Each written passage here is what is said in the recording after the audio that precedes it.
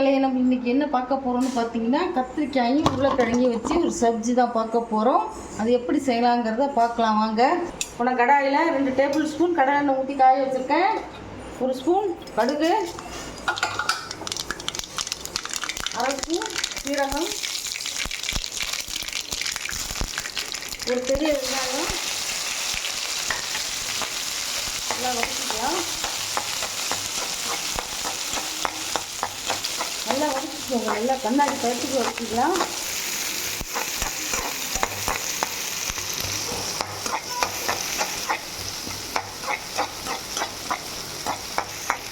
அதில் ரொம்ப சாதம், தோசை, இட்லி, சப்பாத்தி எல்லாத்துக்கும் சாப்பிட்லாம். சாதத்துக்கு ரொம்ப அருமையாக இருக்கும். இது ஒரு புதுவிதமான ஒரு டிஷ்ஷு. நல்லா கண்ணாடி நல்லா வதங்கணும். வெங்காயம் நல்லா வதங்கணும். இப்போ பாருங்கள், இதோட உருளைக்கிழங்கு ஒரு 2 உருளைக்கிழங்கு நான் இந்த மாதிரி கட் பண்ணி வச்சுருக்கேன். பீசி நாட்டு கத்திரிக்காயும் இந்த மாதிரி நான் கட் பண்ணி வச்சுருக்கேன். அதையும் போட்டுக்கலாம். இதையும் நல்லா போட்டு வதக்கிக்கலாம். எண்ணெயில் எல்லாத்தையும் நல்லா வதக்கி செய்யும்போது உருளைக்கிழங்கு எல்லாமே நல்லாயிருக்கும்.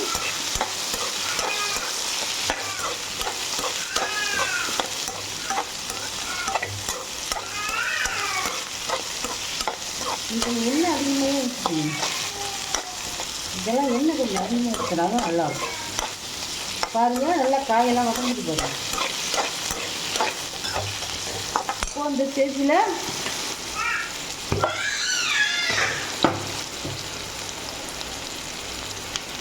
ஒரு 4 தக்காளி அரைச்சி பேஸ்ட்டாக வச்சுருக்கேன், அதையும் ஊற்றிக்கலாம். இப்போ பாருங்கள், தக்காளி ஊற்றிட்டோம். இந்த டிஷ்ஷுக்கு தேவையான உப்பு போட்டுக்கலாம். கல் உப்பு பார்த்து போட்டுக்குங்க. உப்பு போட்டு வதக்கும் போது தக்காளி நல்லா மேஷ் ஆகும்.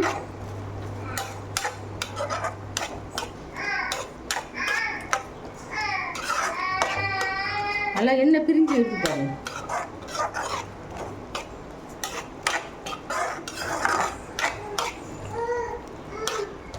தக்காளி கொஞ்சம் அதிகமாக தான் போடணும், அப்போ தான் நல்லா டேஸ்ட்டாக இருக்கும். வெங்காயம் 2ன்னா தக்காளி 4 போட்டுக்குங்க.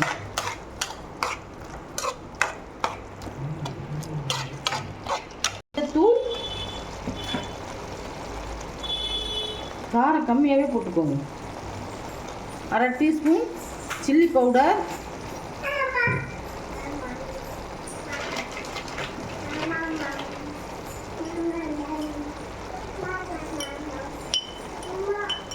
1/4 டீஸ்பூன் கரம் மசாலா, 1 டீஸ்பூன் மல்லித்தூள் போட்டு வதக்கிக்கலாம். ஏன்னா காரப்பொடி கம்மியாகவே போட்டுக்கணும்.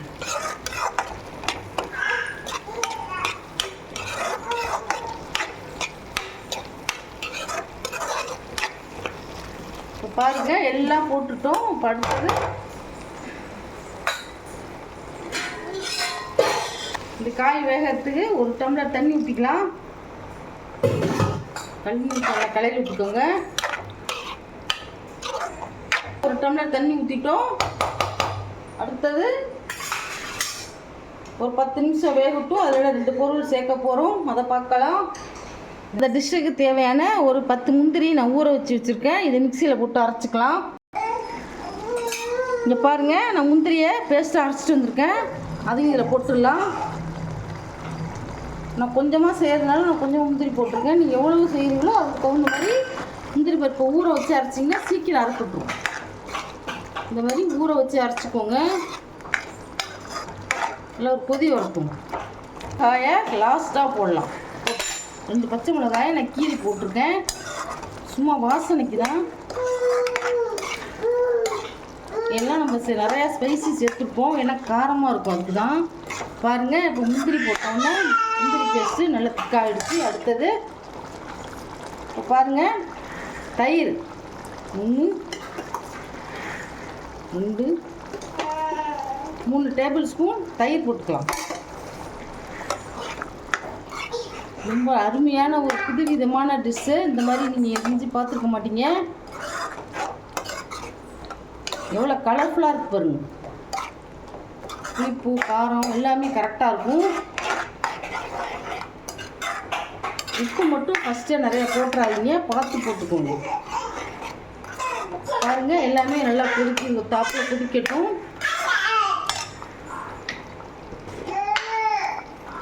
கோவிலில் ஒரு கொத்து கருவேப்பிலை போட்டுக்கலாம்.